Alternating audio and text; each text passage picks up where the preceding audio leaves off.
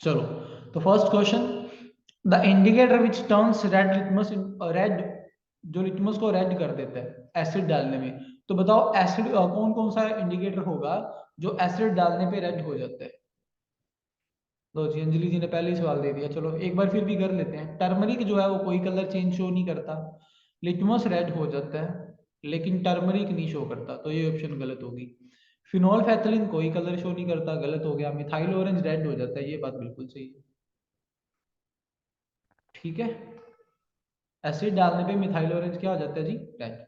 Litmus paper red होता है, methyl orange red होता है, तो सी ऑप्शन सही आएगी, बाकी सब गलत है। क्लियर हुआ जी। इसके पीछे फिनोमिना का है, इसके पीछे टॉपिक क्या है, इसके पीछे टॉपिक है इंडिकेटर्स। इसके पीछे क्या टॉपिक है, इंडिकेटर्स। इंडिकेटर्स टॉपिक है जी। ठीक है, तो वो इंडिकेटर वाली स्लाइड एक बार शो कर देता हूँ आप लोगों को ताकि आपको पता चल जाए। ठीक है, तो तीन तरह के इंडिकेटर होते हैं, नेचुरल इंडिकेटर, सिंथेटिक इंडिकेटर और उसके बाद ओल्फैक्टरी इंडिकेटर जो स्मेल से बताते हैं। नेचुरल इंडिकेटर में क्या होता है, जो लिटमस है वो एसिड डालने पे क्या हो जाता है, रेड। ठीक है, उसके अलावा मिथाइल ऑरेंज है, वो भी एसिड डालने पे क्या हो जाती है, रेड। तो अपना आंसर क्या आना था, सी, लिटमस और मिथाइल ऑरेंज। यही दो ऐसे इंडिकेटर्स हैं, यही दो इंडिकेटर्स हैं जो क्या करते हैं, रेड हो जाते हैं एसिड डालने पे। नेक्स्ट क्वेश्चन जी, what happens when a dry slaked lime react with chlorine. क्या होता है जब स्लेग लाइन क्लोरीन के साथ रिएक्ट करता है। स्लेग लाइन का फॉर्मूला मैं वैसे पहले ही बता चुका हूँ। चलो, स्लेग लाइन का फॉर्मूला बताइए, अगर किसी ने बताना ही है तो ये बताइए। अंजलि जी स्लेग लाइन का फॉर्मूला बताइए। आंसर तो आई नो आपको आता है। स्लेग लाइन का क्या फॉर्मूला होता है, CaOH2। इसके साथ जब क्लोरीन ऐड करोगे तो ब्लीचिंग पाउडर बनता है जी, CaOCl2। जिन लोगों ने भी मेरी क्लास लगाई है, क्लास में इन लोगों ने ये करा था, तो क्या आएगा जी, bleaching powder. Baking soda, baking soda क्या है, NaHCO3। ठीक है, वॉशिंग सोडा क्या है, Na2CO3। और प्लास्टर ऑफ पेरिस क्या है, CaSO4.12H2। ठीक है, आज वैसे मैंने टॉपिक बोला था कि कंट्रोल एंड कोऑर्डिनेशन करेंगे। जसवीर जी को आ रही है, कईयों को आ रही है, कईयों को नहीं आ रही। अपना नेट चेक करिए प्लीज, सब लोग अपना नेट चेक करिए।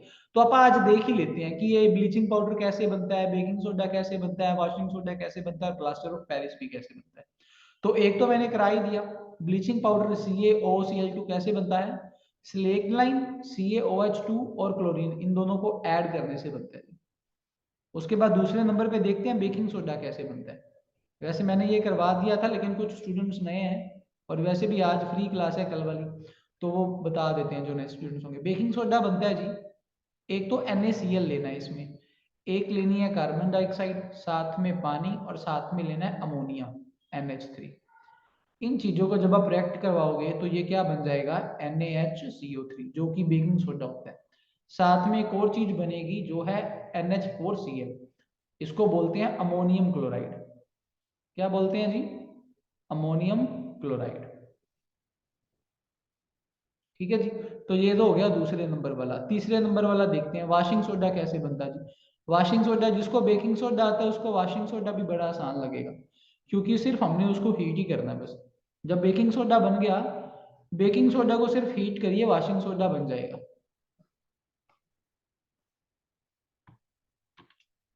बेकिंग सोडा को सिर्फ हीट करना होता है। ये जो NaHCO3 है, इसको सिर्फ हीट करिए, आपके पास बन जाएगा वॉशिंग सोडा, Na2CO3.NH2O। ये वॉशिंग सोडा होता है। लेकिन अगर इसको आप थोड़ा सा और हीट करेंगे, ये जो ट्रायंगल है ये हीट का साइन होता है, अगर आप इसको थोड़ा सा भी और हीट करोगे तो ये क्या बन जाएगा, Na2CO3, और इसका नाम होता है सोडा ऐश। क्या बोलते हैं इसको जी, soda, soda ash. Is that clear जी। ये वैसे कर चुके हैं आप, नए बच्चों के लिए बता रहे हैं, सोडा ऐश। नेक्स्ट, उसके बाद है जी प्लास्टर ऑफ पेरिस। अब प्लास्टर ऑफ पेरिस कैसे बनता है ये भी देख लेते हैं। तो प्लास्टर ऑफ पेरिस बनता है जिप्सम से। अब जिप्सम क्या होती है, कैल्शियम सल्फेट, साथ में 2 मॉलिक्यूल पानी के। इसको हीट करिए, हाँ जी, इसको हीट करिए आप, और हीट करने के बाद आपको क्या मिल जाएगा जी, CaSO4.12H2। ठीक है जी, इज दैट क्लियर? यहां तक क्लियर है सबको? चलें फिर नेक्स्ट। बाकी लोग भी प्लीज पार्टिसिपेट करिए, 10 पार्टिसिपेंट्स हैं इसमें, तो 10 में से कोई 5 तो पार्टिसिपेट कर रहे हैं, बाकी नहीं कर रहे। ठीक है, तो मेरे ख्याल से सबको पार्टिसिपेट करना चाहिए। पार्टिसिपेट करने से क्या होता है, आपको याद रहेगा, आता है नहीं आता जो भी है। नेक्स्ट। हाँ जी युवराज जी। उसके बाद नेक्स्ट है, पेट में एसिडिटी के इलाज के लिए क्या यूज किया जाता है? Caustic soda, caustic potash, magnesium, या लूनर कास्टिक? बताइए जी। आई गेस सबको आता है ये तो। चलिए, कास्टिक सोडा होता है, सबके फॉर्मूले बता देते हैं। कास्टिक सोडा होता है NaOH, इसमें साथ में पोटाशियम ऐड हो जाता है,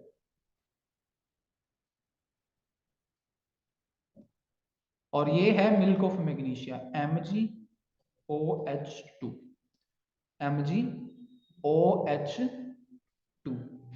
ठीक है जी, तो इसका क्या आंसर आएगा? मिल्क ऑफ मैग्नीशिया, क्योंकि ये एक बेस है। ये क्या है? एक बेस। और बेस जब एसिड के साथ मिलेगा तो क्या हो जाएगा? वो न्यूट्रल हो जाएगा, न्यूट्रल सॉल्ट बनाएगा। ठीक है, सबको पता है हमारे पेट में एक एसिड होता है HCl, जिसका काम होता है खाने को पचाना, खाने को कुछ छोटे छोटे भागों में डिवाइड करना। लेकिन अगर वो ना हो तो दिक्कत हो जाएगी। अच्छा, अब मेरे दिमाग में क्वेश्चन आया कि अगर हमारे पेट में HCl बनता है, मैंने सुना है ये जो HCl है ये बड़ा स्ट्रॉन्ग होता है, तो फिर ये तो हमारे स्टमक को खराब कर देगा, हमारा पेट को खराब ना कर देगा? बताओ, पेट को कैसे बचाते हैं हम HCl से? हमारा जो पेट है वो तो एसिड से खराब हो जाएगा, तो पेट को कैसे ठीक किया जाता है? म्यूकस के साथ। कोई बता सकता है म्यूकस कौन बनाता है, कैसे बनता है म्यूकस? म्यूकस बनता कैसे? हमारे स्टमक के चारों तरफ एक लेयर होती है, हमारे स्टमक के चारों तरफ एक लेयर होती है, किसकी? म्यूकस की, जो उसको किससे बचाता है? HCl से बचाता है। लेकिन ये म्यूकस, ये जो म्यूकस है ये बनता कैसे है? किसी को पता है म्यूकस कैसे बनता है?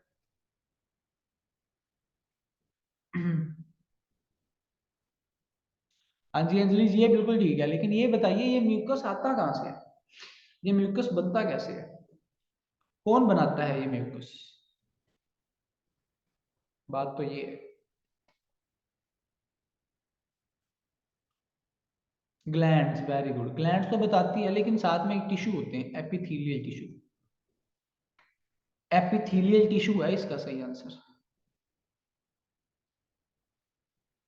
हमारी बॉडी में जहां कहीं भी कवरिंग की जरूरत होती है वहां पे एपिथेलियल टिश्यू होते हैं। हमारी पूरी बॉडी जो है ना, वो अंदर से भी और बाहर से भी उसके ऊपर कवरिंग चढ़ी हुई है। क्या चढ़ी हुई है? कवरिंग। और वो कवरिंग किसकी चढ़ी हुई है? Epithelial tissue. 9th का टॉपिक है ये, चैप्टर 2 का, टिश्यू चैप्टर का है। एपिथेलियल टिश्यू होते हैं, कौन से टिश्यू हैं जी? Epithelial tissue. ठीक है जी। देखो ये जितने भी क्वेश्चन आप कर रहे हैं ये सारे एग्जाम्स में आए हुए हैं। जो पहले वाला था वो 23-24 में आया था, उसके बाद राजस्थान टेट में आया हुआ है 2012 में। ये वाला क्वेश्चन राजस्थान टेट 2017 में आया था। तो सारे क्वेश्चन, और रीट के जो राजस्थान के क्वेश्चन होते हैं वो अच्छे लेवल के होते हैं, ऐसे नहीं होते, आलतू फालतू नहीं होते। ठीक है, तो ये भी पूछा जा सकता है। अब HCl हो गया ना, अब म्यूकस के बारे में पूछा जा सकता है, एपिथेलियल टिश्यू के बारे में पूछा जा सकता है। और आपको पता है ये म्यूकस हमारे नोज में भी होता है, यही म्यूकस अपने नोज में भी होता है। कोई बता सकता है नोज में म्यूकस का क्या काम होता है? ऐसा ही म्यूकस नोज में भी होता है। नोज में क्या काम है उसका? बताइए भाई, आपके लिए क्लास है। इस क्लास में सिर्फ पढ़ना नहीं है, डिस्कस करना है आपको। हाँ, जो डस्ट होता है उसको रोकता है। ये जो म्यूकस होता है ये हल्का सा स्टिकी होता है, चिपचिपा होता है। तो ये क्या करता है? डस्ट को फिल्टर करता है, एयर को फिल्टर करता है, डस्ट पार्टिकल को अपने साथ ग्रैब कर लेता है, डस्ट को अंदर नहीं जाने देता। बहुत बढ़िया जी।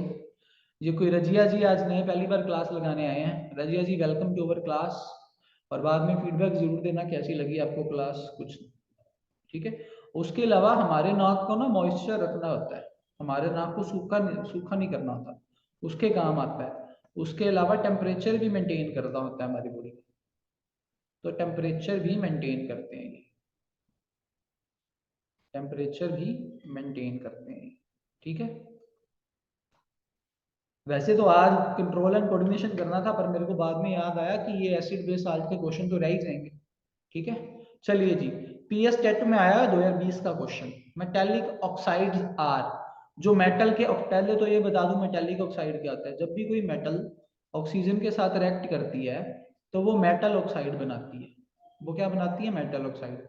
एग्जाम्पल के लिए अगर सोडियम ऑक्सीजन के साथ रिएक्ट करेगा तो Na2O बना देगा, इसको सोडियम ऑक्साइड बोलेंगे। अब उन्होंने पूछा है कि जो मेटल ऑक्साइड है वो एसिडिक होते हैं, बेसिक होते हैं, न्यूट्रल होते हैं, क्या होते हैं? बताइए जी, फिर मैं बताऊंगा। अंजलि जी हमेशा सही जवाब देते हैं। ठीक है। जो मेटल ऑक्साइड है, जो मेटल के ऑक्साइड है वो क्या होते हैं? बेसिक होते हैं। ऐसा क्यों?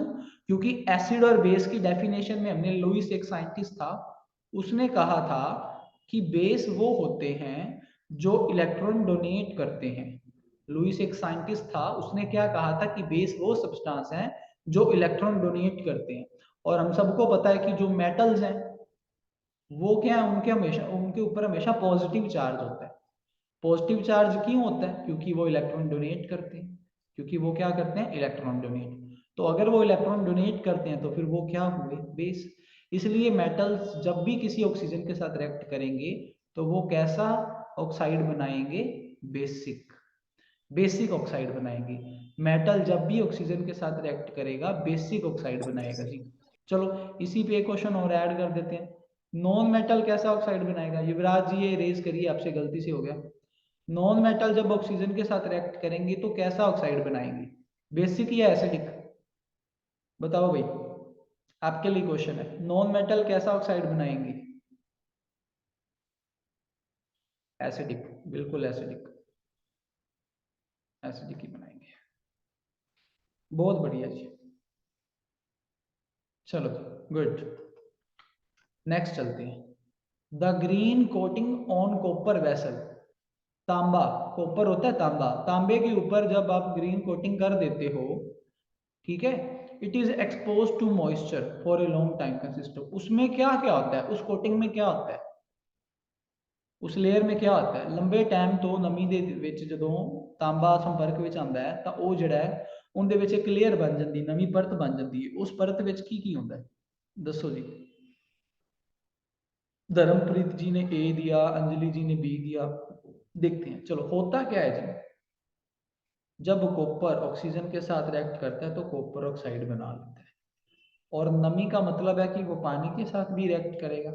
तो जब वो पानी के साथ रिएक्ट करेगा तो वो OH2 नेगेटिव बनाएगा। तो एक तो कॉपर ऑक्साइड होगा और एक ये होगा कॉपर हाइड्रोक्साइड।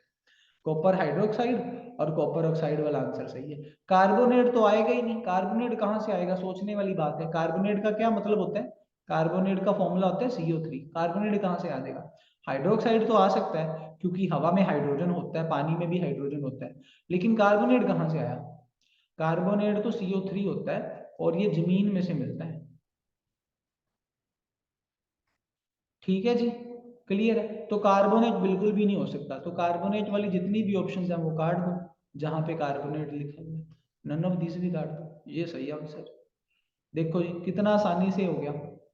और जिसको ये टॉपिक नहीं आता था वो भी कर सकता था। देखो हवा में कार्बोनेट कैसे आएगा? कार्बोनेट पता क्या होता है? अपनी जो कली नहीं है, कली करते हैं ना, चूना, चूना होता है, चूने में कार्बोनेट होता है। चूना कभी हवा में होता है क्या? बिल्कुल नहीं होता। चूना हवा में हो ही नहीं सकता। तो जब हवा में चूना है ही नहीं तो फिर यहाँ से यहाँ पे कार्बोनेट कैसे आएगा? आ ही नहीं सकता। जसवीर कौर जी कह रहे हैं इसका डी आंसर है। नहीं जी, इसका सी बनेगा, डी क्यों बनेगा? देखो ऑक्सीजन भी होती है हवा में और पानी भी होता है, यही दोनों बनेंगे और क्या बनेंगे।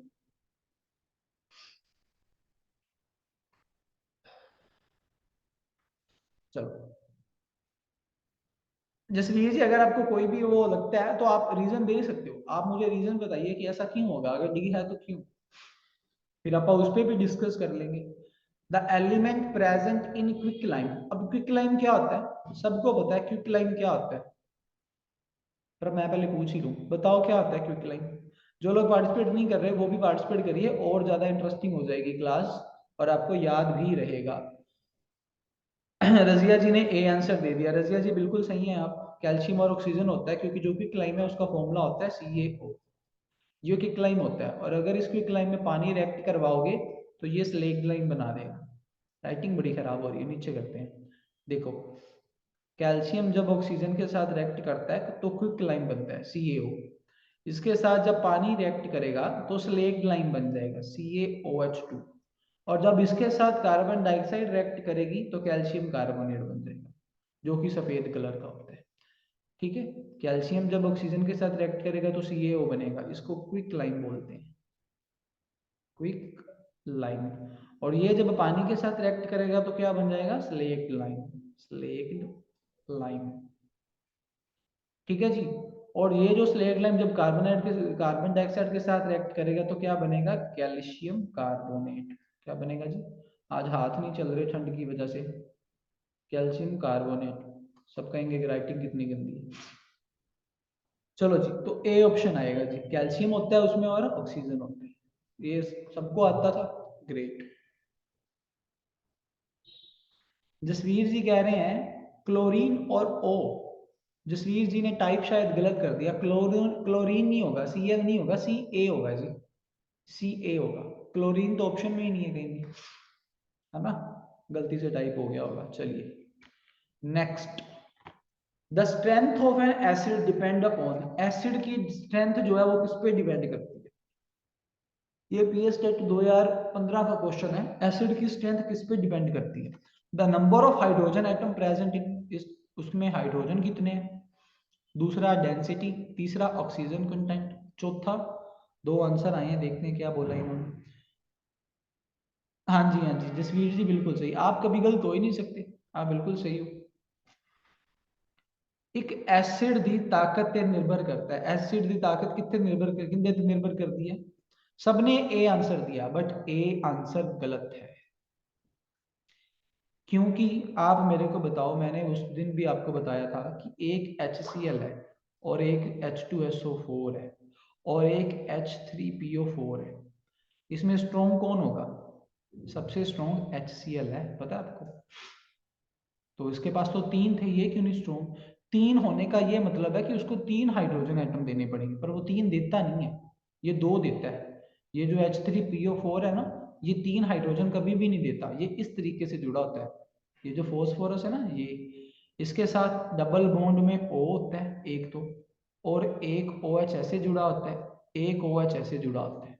ठीक है, और एक इसमें एक OH इधर आ गया, एक OH इधर आ गया, एक OH बच गया है ना, एक H इधर लगा होता है। ये कुछ इस तरीके से होता है, PH3PO4 ऐसे होता है, कुछ इस तरीके से होता है। एक फॉर्मूला मैंने गलत बना दिया थोड़ा सा, सर मेरे को डाउट था और ए और डी में, क्योंकि बाकी सारे ए बोल रहे थे तो मैंने बी ए ऑप्शन सेलेक्ट करी।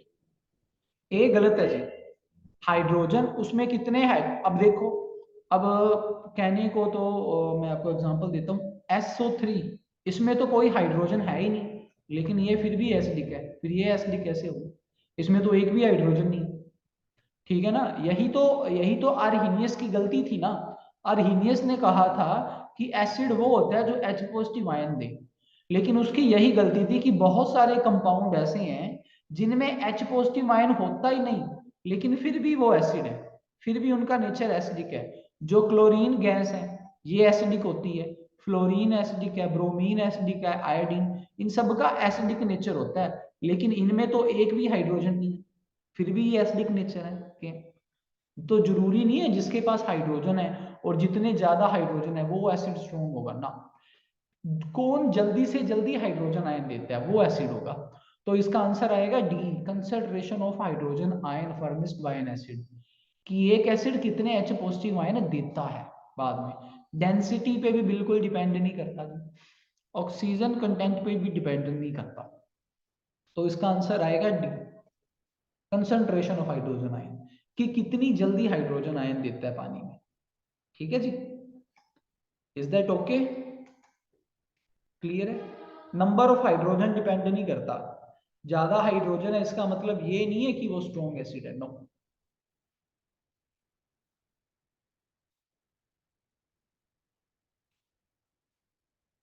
ठीक है जी, ये ना +1 में आप एक कंसेप्ट करते हो, उसमें आता है एसिडिटी कैसे काउंट करती हैं, उसमें ऊपर होता है, जैसे आपको मैं अगर बताने की कोशिश करूं, अगर आपको बताने की कोशिश करूं तो मैं ऐसे बता सकता हूं, जैसे सपोज करो कोई एसिड HCl है, ठीक है। अब इस HCl में या HCl छोड़ दो, मान लो कोई कंपाउंड है AB, इसको पानी में डाला, ये A और B में टूट गया, लेकिन AB जो थे वो थे 10, तो ये भी 10 होने चाहिए और ये भी 10 होने चाहिए, लेकिन मान लो ये 9 और 9 है, तो इनकी एसिडिटी पता क्या होगी, इनकी एसिडिटी होगी 9/10। तो फॉर्मूला क्या होता है एसिडिटी का, ऊपर आता है number of ions, number of ions की कितने आयंस बनाए, और नीचे आता है टोटल आयंस। ये +1 का टॉपिक है, आपको करा रहा हूँ। अगर किसी की स्ट्रेंथ देखनी हो ना कि कोई कंपाउंड कितना स्ट्रेंथ है, तो वो देखते हैं कि उसने ऊपर आयन बनाए कितने और नीचे टोटल उसके पास आयंस थे कितने। अब जैसे ये जो H3PO4 है, ये आपको पता है 2 हाइड्रोजन ही देता है, तीसरा हाइड्रोजन देता ही नहीं है, सिर्फ 2 हाइड्रोजन देता है, तो इसकी जो एसिडिटी है वो आएगी 2/3, क्योंकि ये टोटल दे तो 3 सकता था, लेकिन इसने दिए कितने, 2, तो इसकी जो एसिडिटी है वो 1 से कम आएगी। लेकिन HCl की एसिडिटी 1 होएगी, क्यों, क्योंकि उसके पास आयन भी एक था और टोटल आयन भी एक था, तो उसकी एसिडिटी कितनी होगी, 1। अब HCl की एसिडिटी कितनी आई, 1, लेकिन H3PO4 की कितनी आई, <<1 1 से कम है। समझे, ये +1 का टॉपिक है, आपके काम का नहीं है, फिर भी आपको बता देता हूँ कितने आयन उसने बनाए और उसके पास टोटल आयन कितने थे, ये एसिडिटी और बेसिडिटी का फॉर्मूला होता है। ठीक है, आपके नॉलेज के लिए, आपको काम नहीं आएगा ये, मतलब इस पेपर में काम नहीं आएगा, बाकी पेपरों में काम आ सकता है। Which of the following is Lewis acid, Lewis ने क्या कहा था, एसिड कौन होता है, जो इलेक्ट्रॉन एक्सेप्ट करता है, और इलेक्ट्रॉन एक्सेप्ट कौन करता है, नॉन मेटल्स। बस इसमें देख लो। अच्छा, ये इन्होंने कंपाउंड दे दिए, ओके। तो NH3 जो है वो एक गैस है, FeCl2 एक कंपाउंड है, H2O तो न्यूट्रल होता है, H2O क्या होता है, न्यूट्रल। और एल्यूमिनियम, एल्यूमिनियम तो एल्यूमिनियम से बना ना, एल्यूमिन है ना, तो ये क्या होगा, मेटल से बना हुआ है, ये भी मेटल से बना हुआ है। तो इसमें बताओ दो आंसर हो सकते हैं, या तो FeCl2 हो सकता है या AlCl4 हो सकता है, इन दोनों में कोई होगा, बताओ कौन हो सकता है। अमोनिया भी आ सकती है, आपको पता है, अमोनिया भी आंसर आ सकता है, जो अमाइनो एसिड है ना वो अमोनिया से भी बनते हैं। ठीक है, तो ये क्वेश्चन ना बी, युवराज जी ने बी का है, बाकियों का भी चेक कर लेते हैं, बाकी क्या कहते हैं।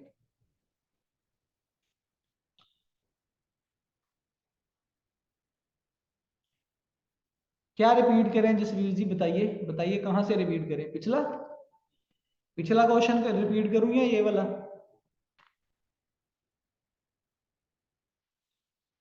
लुइस वाला।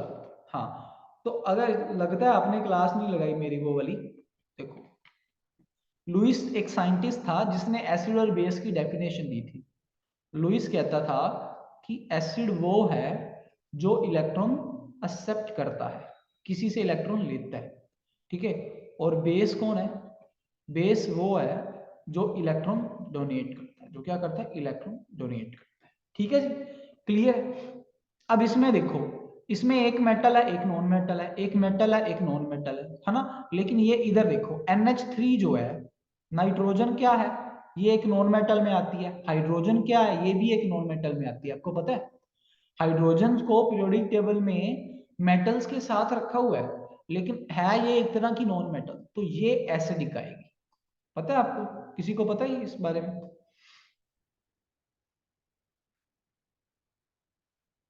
ठीक है, अगर आपने पीरियोडिक टेबल पता है तो आपको पता होगा, जो पहला ग्रुप होता है पीरियोडिक टेबल में लगभग 18 ग्रुप हैं, जो पहला ग्रुप है वो लिख रहा हूँ, पहला ग्रुप हाइड्रोजन से स्टार्ट होता है, हाइड्रोजन उसके बाद लिथियम, उसके बाद सोडियम, फिर पोटाशियम, उसके बाद रुबीडियम, उसके बाद सीजियम और उसके बाद फ्रेंशियम। ये फर्स्ट ग्रुप है और इसमें हाइड्रोजन टॉप पे है, लेकिन हाइड्रोजन को छोड़ के बाकी सारे मेटल्स हैं, और जो हाइड्रोजन है वो नॉन मेटल है, पता आपको। फिर यहाँ पे रखा क्यों हुआ है? क्योंकि इसका एटॉमिक नंबर 1 है। हाँ जी, अंजलि जी ने बिल्कुल सही कहा, ये जो मैंने बोले हैं ये सारे अल्कली मेटल्स हैं। फिर हाइड्रोजन को यहाँ पे रखा क्यों है? आप सोचोगे कि ये तो मेटल है, ये नॉन मेटल है, तो इसको नॉन मेटल के साथ क्यों, मेटल्स के साथ क्यों रखा है? क्योंकि हाइड्रोजन का एटॉमिक नंबर कितना है? 1। और जो हमारा पीरियोडिक टेबल है वो साइज के हिसाब से बने, तो साइज में ये सबसे छोटा है, इसलिए इसको सबसे पहले रखें। ठीक है, जिन लोगों ने पीरियोडिक टेबल नहीं पढ़ा उनको शायद थोड़ा समझ नहीं आ रहा होगा। मैं कोशिश करता हूँ यहाँ पे एक छोटा सा पीरियोडिक टेबल की आपको क्या बोलते हैं झलक देने की। देखो, पीरियोडिक टेबल कुछ इस तरीके का है, टाइम ज्यादा लग जाएगा है ना इसमें, इसको पेंडिंग रखते हैं पीरियोडिक टेबल में ना। आपको एक छोटी सी शॉर्ट वीडियो डाल दूंगा, उसमें सारा पीरियोडिक टेबल, एक शॉर्ट ट्रिक है जिसमें आप 5 मिनट में सारा का सारा पीरियोडिक टेबल समझ जाओगे, सिर्फ 5 मिनट में। सारे सॉन्ग्स हैं, वैसे आधों को तो आता ही होगा, आधे से ज्यादा लोगों को तो आता ही होगा। तो सॉन्ग याद करें ना आपने, अली ना के रब कर सी फर्स्ट, ऐसा याद करा हुआ है। जितनी भी नोबल गैसेस हैं उनको 5 सेकंड में याद किया जा सकता है, जितनी भी नोबल गैसेस हैं। जो 18वां ग्रुप है, लास्ट ग्रुप, उसको याद करने का बड़ा आसान तरीका है। सारी हीरोइंस हैं, हीना, नीना, अरीना, करीना, जीना और रीना, बस सबके पीछे ना ना लाना है। Helium, neon, argon, krypton, xenon, radon. ठीक है, जो पहली बार सुनते हैं उनको ऐसा लगता है ये तो जादू सा हो गया, लेकिन जिन लोगों को नहीं पता, वो जिन लोगों को पता है वो कहते हैं ये तो क्या है, बच्चों का काम है ये तो, है ना। तो इस तरीके से सारी शॉर्ट ट्रिक्स हैं जिसमें आप पूरा पीरियोडिक टेबल ही याद कर सकते हो, पूरा का पूरा पीरियोडिक टेबल। चलो, वो जब टॉपिक आएगा तब करेंगे अपन। ठीक है, अभी करते हैं dissolve gas present in acid, बताइए। ये अच्छा क्वेश्चन है, ना मुश्किल है ना आसान है, जो पढ़ा है उसी को आता होगा।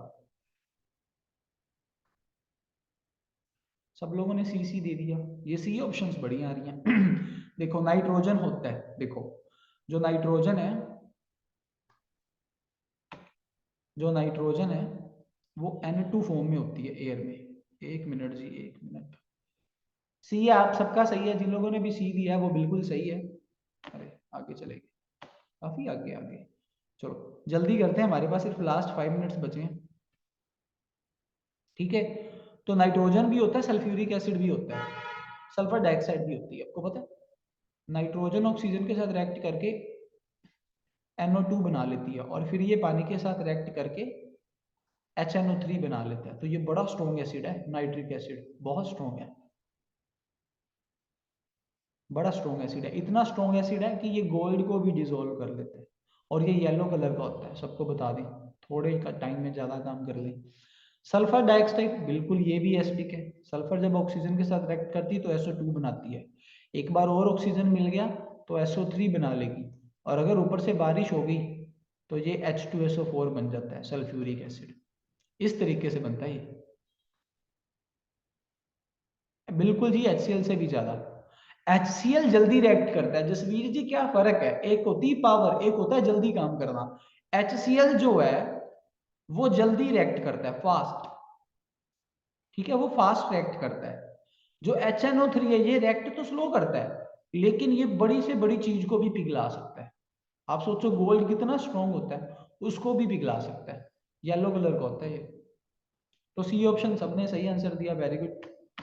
नेक्स्ट, सोडियम ऑक्साइड क्या है, कौन सा ऑक्साइड है, और सल्फर ऑक्साइड क्या है। सोडियम क्योंकि एक मेटल है इसलिए क्या होगी, बेसिक होगी, सबको पता है। और सल्फर क्योंकि एक नॉन मेटल है, सल्फर एक क्या है, नॉन मेटल, इसलिए उसका ऑक्साइड क्या होगा, बेसिक और एसिडिक होगा, सिंपल। तो सी ऑप्शन आ जाएगी, सोडियम ऑक्साइड बेसिक होगा, सल्फर ऑक्साइड क्या होगा, एसिडिक। इसका रीजन मैं आपको पहले ही बता चुका हूं, इसका रीजन क्या है, इसका रीजन है लुईस सर। लुईस सर ने कहा था कि जो मेटल्स हैं वो इलेक्ट्रॉन देती हैं इसलिए वो क्या है, बेस, और जो नॉन मेटल्स हैं वो इलेक्ट्रॉन लेती हैं इसलिए वो क्या है, एसिड। ठीक है जी, क्लियर है ना सबको, देखो कितना आसान लग रहा है, है ना। ओके जी।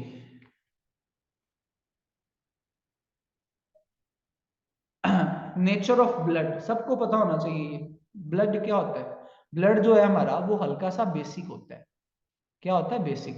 और ऐसा बेस जो पानी में मिक्स हो जाए उसको एल्कालाइन बोलते हैं। क्या बोलते हैं? एल्कालाइन। तो हमारा ब्लड क्या है? अल्कलाइन। लेकिन ज्यादा अल्कलाइन नहीं है, स्लाइटली अल्कलाइन है। हमारे बेस का जो पीएच है वो 6.5 से लेके 7.5 होता है, ज्यादा से ज्यादा 8। 7 लगा लो, 7 से 7.5 होता है। ठीक है, तो वो हल्का सा अल्कलाइन है, हाईली अल्कलाइन नहीं है। हाईली अल्कलाइन नहीं है, स्लाइटली अल्कलाइन है। ठीक है, न्यूट्रल नहीं है, एसिडिक नहीं। ठीक है जी। और हमारी बॉडी में और कहाँ का एसिड होता है जी? हमारे टूथ में, हमारे दांत में भी एसिड होता है, पता है आपको? ये जो पीलापन आता है वो एसिड की वजह से, एसिड बनाता है।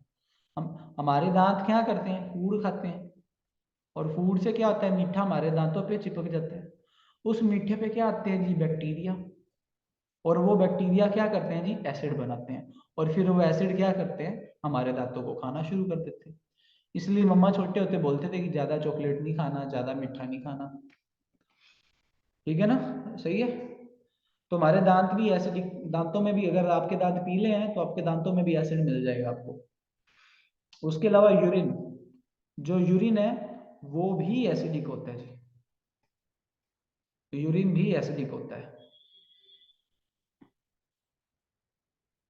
जो यूरिन है भाई साहब, उसका जो पीएच है वो 5.5 से 6.5 होता है।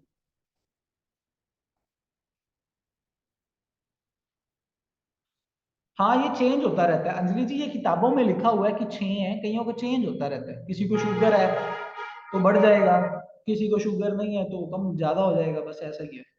ठीक है, हल्का बहुत चेंज हो सकता है, मतलब 7 से नीचे ही होगा।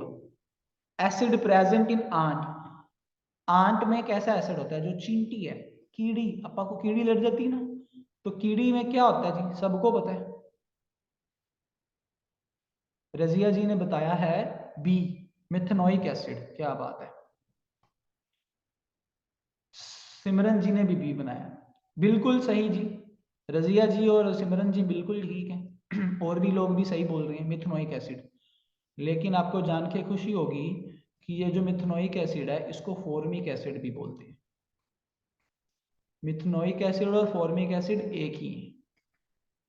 ठीक है जी, ये आप याद कर लो। इथनोइक एसिड, इथनोइक एसिड पता कहाँ होता है? इथनोइक एसिड होता है हमारे विनेगर में। हमारा जो विनेगर है ना वो इथनोइक एसिड से बनता है। विनेगर में आपको नाम सुना होगा आपने, अपना विनेगर, सिरके वाला पानी जो होता है, सिरके वाला जो पानी होता है उसमें एसिटिक एसिड होता है। और ये जो एसिटिक एसिड है ये इथनोइक एसिड से बनता है। कैसे बनता है? इथनोइक एसिड से। C2H CH3COOH, ये होता है इथनोइक एसिड का फॉर्मूला। और जो मिथनोइक एसिड है, मिथनोइक एसिड का फॉर्मूला भी बता देते हैं। ये मिथनोइक एसिड है। मिथनोइक एसिड और फॉर्मिक एसिड का फॉर्मूला ये है, और इथनोइक एसिड का फॉर्मूला ये रहा, CH3COOH। इसमें ये जो विनेगर है ना आपका, विनेगर, अब आप तो कहोगे कि अगर एसिड है ये तो हाथ जला देगा। ये हाथ नहीं जलाता। क्यों हाथ नहीं जलाता? क्यों हाथ नहीं जलाता? क्योंकि हाथ इसलिए नहीं जलाता क्योंकि इसमें एसिड बहुत कम होता है, सिर्फ 5 से 8% ही होता है। बाकी सारा पानी होता है। बाकी 82 से लेके, ओ सॉरी 92 से लेके 95% क्या होता है? वाटर। ठीक है जी, एसिड तो सिर्फ 5-7% होता है बस।